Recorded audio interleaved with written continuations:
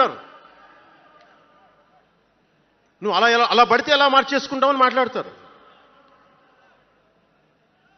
అరే ఒక మనం ప్రార్థించే నదే గంగమ్మ అవ్వచ్చు, కృష్ణమ్మ అవ్వచ్చు, దేవత అవుతుంది, పడవలకి రస్తా అవుతుంది, పంట కాలువలకి పొలాల్లోకి దూరే పంట కాలువ అవుతుంది. మార్పు అనేక రకాలుగా ఉంటుంది. ఇక్కడ నువ్వు గంగని నదిగా చేసావు, ఇక్కడ నువ్వు స్నానం చేయకూడదంటే కుదరదు. చాలా విభిన్నంగా చూడాలి. నేను మార్పు కోసం వచ్చిన వాడిని, ఓట్ల కోసం వచ్చిన వాడిని కాదు.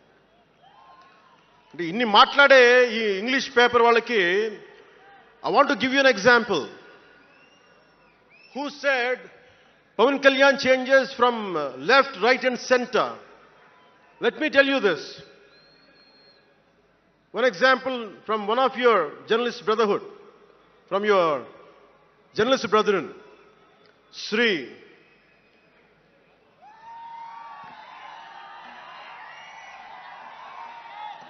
M.J. Akbar. He wrote a book called Riot After Riot. ఆ పుస్తకంలో ఎంటైరిటీ అంతా how BJP is wrong, how BJP is communal అని all the stories he picked up is all about anti BJP. But in 2014, same Mr. M.J. Akbar has become MP for BJP. బీజేపీని తిట్టిన వ్యక్తే కాంగ్రెస్లో ఉండి బీజేపీకి వెళ్ళి మారగలిగినప్పుడు తప్పులేదు, కానీ నేను ఇన్ని రకాలుగా మాట్లాడితే తప్పు అయిపోయింది అది. అంటే ఇది, let me tell you, I blended the best of everybody. I have tested it on myself personally and applied to the party. That's why we got 100% striking rate.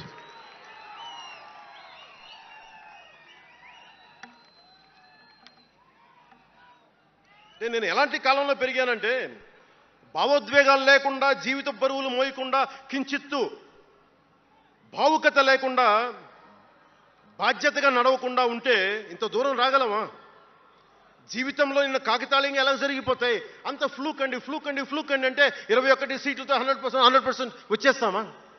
151 సీట్లు ఉన్న ఆ పార్టీని 11 సీట్లకి రానివ్వగలమా? ఎంత పోరాటం చేశాం మనం, ఎంత నలిగాం. వైజాగ్లో మన ఎమ్మెల్యేలు ఎంతమందిని జైల్లో పెట్టారు, ఎంత భయభ్రాంతులను చేశారు. బయటికి వస్తే ఆ రోజున అందరూ అడిగారు, మీరు వెంటనే ప్రధానమంత్రి గారికి చెప్పండి, ఫోన్ చేయండి, మీకు తెలుసు కదా అంటే, నేను ఒకటే అన్నా, ప్రజల్ని కాపాడటానికి వచ్చాను నేను, నన్ను కాపాడమని ఎవరిని నేను అడగదు, ప్రధానమంత్రి గారైనా సరే.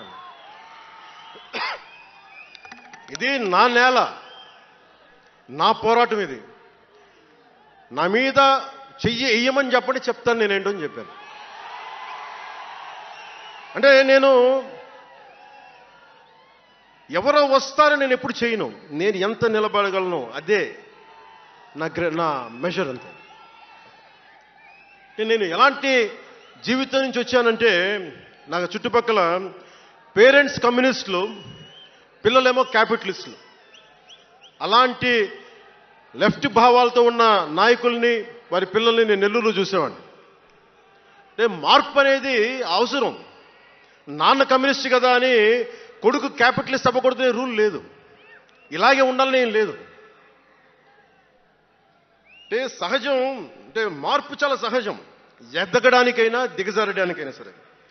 వారి ప్రవర్తనని, వారి ఆలోచన విధానాన్ని బట్టి ఉంటుంది. కులాలను కలిపే ఆలోచన విధానం, భాషలను గౌరవించే సాంప్రదాయం, సంస్కృతుల్ని కాపాడే సమాజం, ప్రాంతీయతను విస్మరించిన జాతీయవాదం, మతాల ప్రస్తావన లేని రాజకీయం, అవినీతిపైన రాజీ లేని పోరాటం, పర్యావరణాన్ని పరిరక్షించే అభివృద్ధి ప్రస్థానం, ఇవన్నీ పెట్టినప్పుడు నవ్వారు అందరూ. అలాంటిది నన్ను ఈ రోజున పర్యావరణ మంత్రిగా తీసుకొచ్చింది ఈ సిద్ధాంతాలే. సిద్ధాంతాన్ని ప్రతిపాదించినప్పుడు చాలా పరిశోధించాలి, చరిత్ర చదవాలి, అవగాహన చేసుకోవాలి, జటిలమైన సందేహాలు వాటికి వివరణ ఇవ్వాలి. ఇవన్నీ కూడా ఉండబట్టే ఈ రోజున ఇంత బలంగా నిలబడగలిగాం. నేను ఇంత ఆలోచించి అడుగు ముందుకేస్తాను తప్ప అనాలోచితంగా ఎప్పుడు నేను అడిగాను. ఈ 10 ఏళ్లలో